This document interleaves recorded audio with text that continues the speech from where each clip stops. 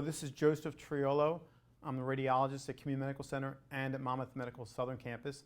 I'm the chairman at Monmouth Medical Southern Campus. I've been practicing radiology for 25 years, and I run the low-dose CT screening program at both hospitals. Now, I'm going to talk about screening for a little while. We're going to talk about common types of screening, and I'll compare the screening that people are familiar with, like breast with mammography, for screening mammography, and screening with prostate cancer or colon cancer. And I'm going to discuss how important low-dose CT screening for lung cancer is with a little bit of a comparison, spend a little time talking about that. So everybody's familiar with mammography. It's the most common screening program out there. Right now we're going to talk about low-dose screening. And what's really important to know about low-dose screening CT is this saves lives, and it saves lives kind of in an acute fashion, because if you get diagnosed with lung cancer in the late stage, it's pretty much a fatal disease. It's one of the most lethal cancers out there, and I'll show you a little comparison. But we'll talk about what's so important about low-dose CT is if we get people in this program, we will save lives pretty immediately. And we find that if you screen 320 people, you'll save one life every 320 people who fit the criteria for low-dose CT screening.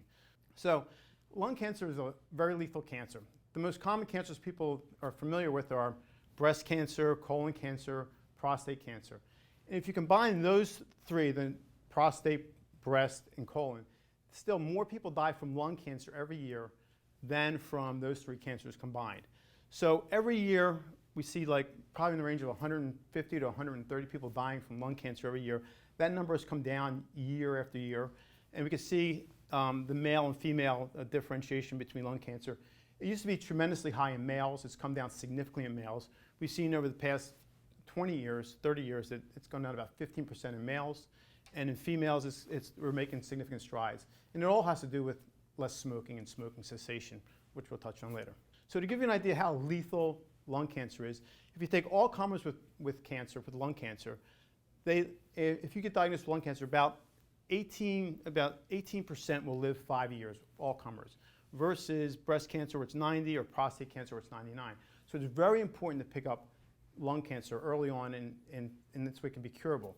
If you pick up lung cancer later on, it's a very fatal disease. So here's a comparison. It's a pretty busy slide with a lot of different types of cancers. If you come all the way to the very end, you see at the very end is pancreas and lung and bronchus, which is lung cancer. So if you look at the slide, prostate cancer, and this is the likelihood of surviving 5 years. It starts all the way at 99% up here for prostate and thyroid cancer, and it comes all the way down to 18 and 8% for lung and pancreas. So you can see it is a very fatal disease, so picking up early is essential. So how we figured out that CT screening was helpful for early detection of lung cancer.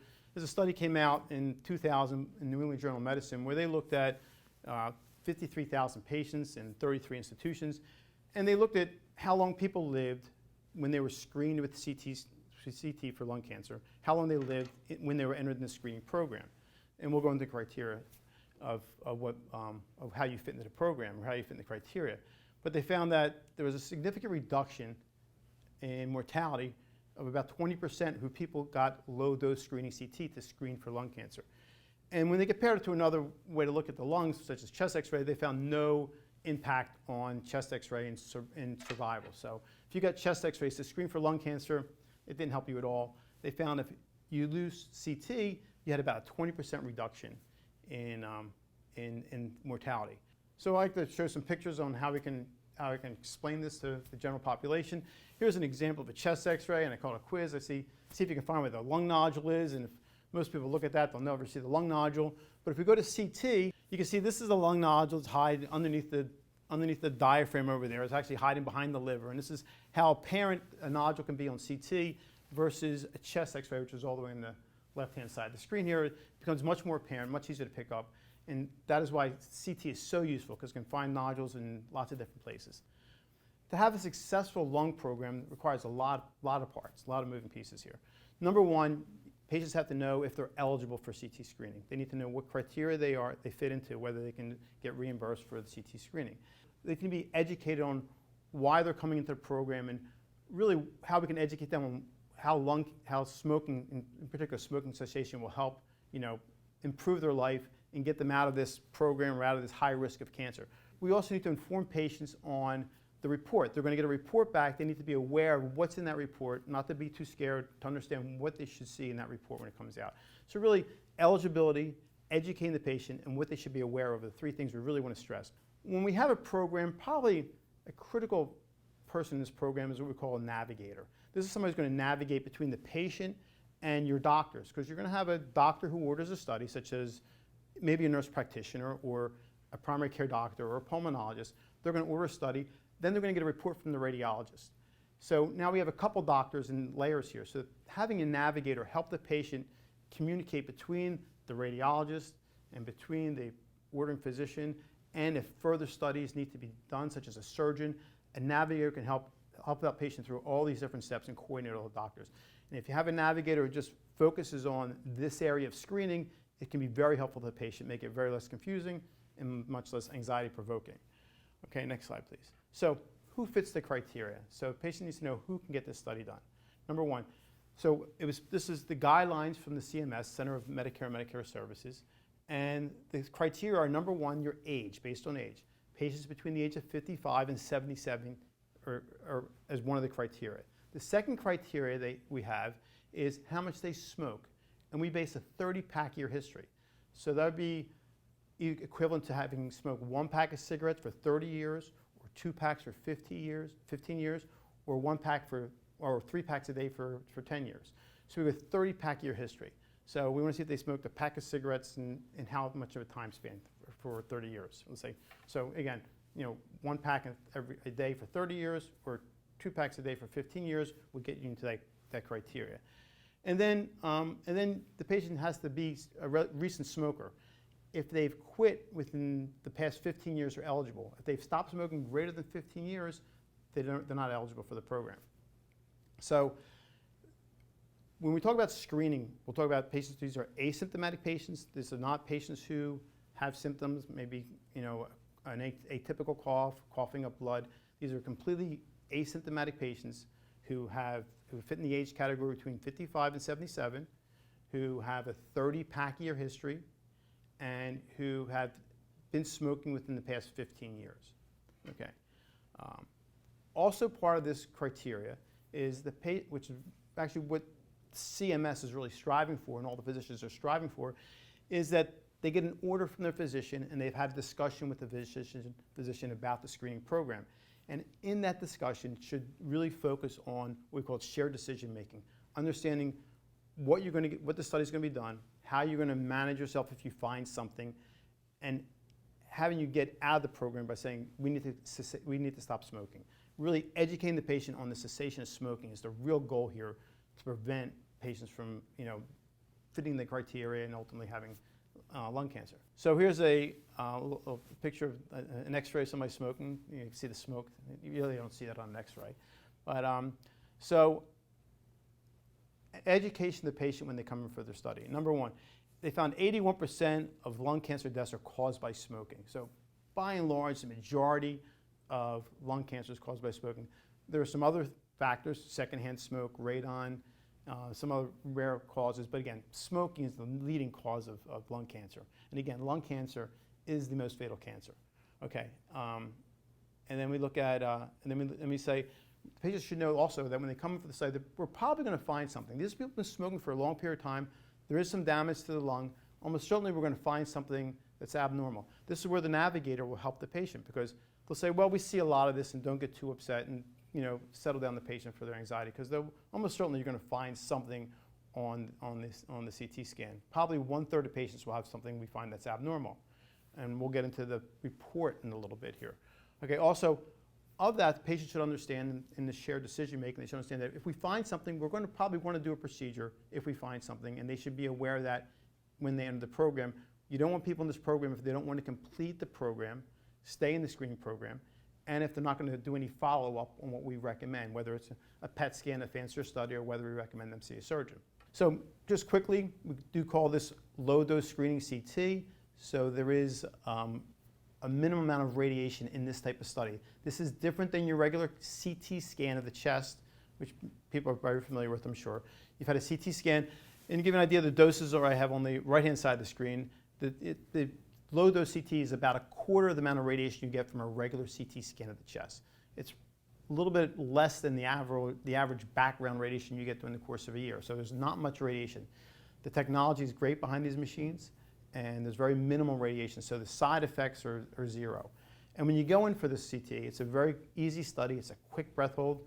You get into the table, they line you up, which is most of the study. 10-second breath hold, and your study's done very quickly. So it's painless, there's no needles. It's a simple CT scan, you hold your breath, you come in, you come out. So it's a very simple study, and again, there's very minimal radiation associated with the low dose CTs that we do. So when you get your report, there'll be nodules, and just to educate people, a nodule to somebody seems pretty simple, you think it's a little round nodule, but for the radiologist, nodule is a very complex word, because we have all different types of nodules. We have solid nodules, we have partly solid nodules, we have ground glass nodules, we have spiculated nodules, we have calcium in nodules. So you'll see a nodule, but how we categorize a nodule, how we identify it, is how we manage the follow-up. Some look very benign, some look very suspicious, and you'll get a report recommending either follow-up or just some nodules we may completely ignore, depending on how their appearance is. So a nodule is a general term, but there are many criteria we use to characterize a nodule. So we'll go to quiz number 2, and I'll just say, again, I'll show the audience, like, where do you see the nodule? And most people look, and for the sake of time, I'll just flip to the CAT scan. And you can see all the way up in the top on the right-hand side of the lungs, which is the side on the left for non-radiologists, there's a spiculated density all the way up at the top. So we see this mass all the way at the top on the upper right lung up there. And then when we see something like that, then that's a little more concerning than most. So at that point, we would see something like this, we'd actually recommend a higher end study, such as a PET scan, or go directly to biopsy. This is to give everybody a feel for what goes on. We'll do the PET scan, which is in the upper left-hand corner there. You can see that really bright area in the lung. That's what we call a hypermetabolic lesion. And then below it's a corresponding CT. And again, above is the PET scan, which is a nuclear medicine study.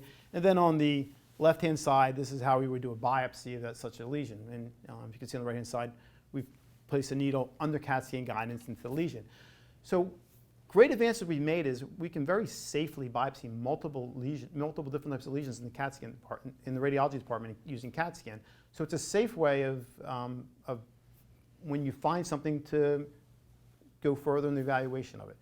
In the old days, you had to go to surgery, which was a lot of, obviously it's a major complication to do surgery of the chest, and there's a lot of morbidity associated with it and long hospital stay. But we can biopsy most of our lesions pretty safely with minimal complications and get a lot more information. So as I stressed before, early detection. This is another example of a small nodule. On the left-hand side is a CAT scan where we can see the nodule. It's up in the upper left-hand side of the lung. The PET scan becomes very apparent that this is a very hypermetabolic bright nodule. But these are small nodules that usually hide behind ribs that you would not see in your ordinary CAT scan, a chest x-ray. And we take a little peripheral nodule like that, and we can very accurately place a needle on the CAT scan guidance to find out exactly what the nodule is. So again, not only are we detecting these findings, but the management and the diagnostic procedures we do are much safer nowadays than it used to be in the past. And again, we have pretty good precision with CAT scan guidance, and we can find out what these nodules are a lot safer than what we used to be able to do. Another example of a nodule, this is a nodule that's actually sitting right on top of the aorta, and we're able to safely do a biopsy of the nodule and not have any problem with the adjacent aorta, which previously surgery would be a very significant surgical morbidity associated with that and high risk. Another mass we see that's sitting right down, you can see this is a biopsy, somebody's lying on their belly on the CAT scan table, and we biopsy another mass that's sitting in front of the spine and behind the heart. And again, we can safely get into a lot of lesions that are very challenging to get to surgically. What's really amazing in comparing mammography and CT, low-dose CT screening is these nodules in the lung pop up out of nowhere. So when I look at the CT scan and I see a nodule, it looks like a cancer, I'll look back 2 years and I'll see absolutely no signs of the cancer. Mammography is very difficult because mammography, you're looking for a density on a background of breast tissue. So some of the breast tissue is dense, some of it is very lucent, and patients' breasts are very variable. So it's sometimes hard to pick up a density on one static image. So it's easy to pick up density over a change in time with mammography. So you see a lot of follow-up mammograms. CAT scan, it's very, with lung cancer, it's very drastic, the changes you see, how quickly a nodule appears out of nowhere. So nobody should fall into complacency saying I've had a bunch of negative CAT scans for lung cancer that I should just drop out of the program, because we find, and I'm surprised that we find the nodule, and almost invariably when we find smaller nodules that are curable, such as this, we hardly ever see them a year or two earlier. And this is an example over a 2-year period. This nodule came out of nowhere. Absolutely no hint on the study 26 months ago and where this nodule came from, and see how quickly it grew over a 2-year period. So again, staying in the program is critical. So this is the last example of, if you can find the nodule. Okay, this is a chest x-ray. This is like boo, this is not good. This is somebody who has a big, large mass you can see there. You don't need to be a radiologist to see that mass in the right side of the chest. By the time you diagnose this, you see this lesion, you're too far advanced, and your prognosis is pretty dismal. 5-year survival is 5%, it's very poor. And that's what we're trying to prevent. This is a CAT scan of the same patient. This mass has kind of encompassed the pulmonary artery and the right hilum. It's not a surgical candidate. And again, this is basically a lethal cancer. And this is what we want to prevent. We want to pick up the nodules when they're small, when we can't see them on a chest x-ray, and we can just pick them up and we can treat them and have a very good cure rate. Because again, if it goes too long and those nodules grow pretty quickly, it is life or death. Is a life or death situation. The sad thing about low-dose CT is that it's very underutilized.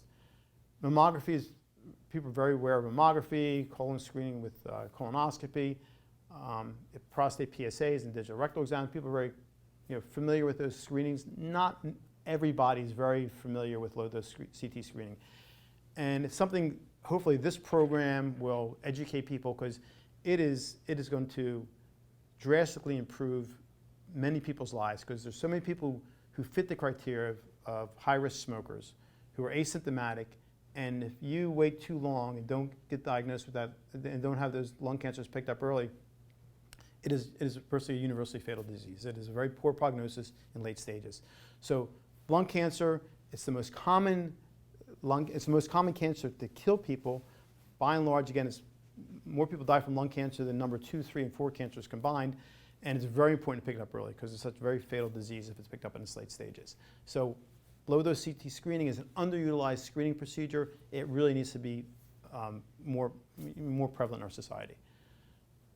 So my final comment would be that low-dose screening saves lives. If you fit the criteria, you really should see your doctor, get set up with a nurse navigator, get your low-dose CT, because it's a very sad event if you come in with a later stage cancer in the lung.